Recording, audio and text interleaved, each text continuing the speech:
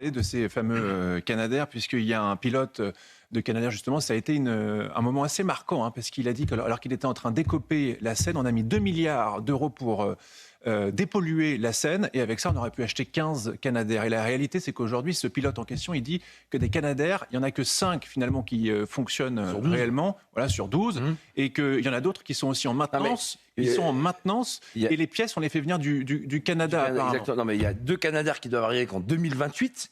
Au premier semestre, au deuxième semestre 2028, et après les autres, on nous avance en 2032. Mais les incendies, ils n'attendent pas qu'on sache fabriquer des Canadair, ou en tout cas qu'on les importe du Canada ou du monde entier.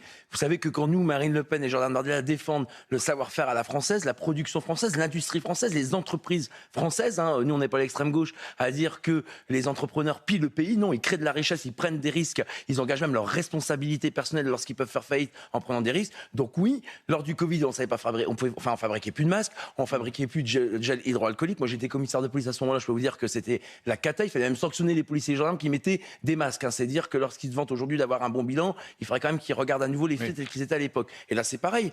En 2022, on a eu les méga-feux où M. Macron avait promis des moyens supplémentaires. Alors aujourd'hui, on les attend toujours, mais c'est pas pour faire notre tambouille électorale ou notre gamelle politique. C'est parce que sur le terrain, on a des sapeurs-pompiers qui crèvent, qui meurent parce qu'ils s'engagent pour la nation.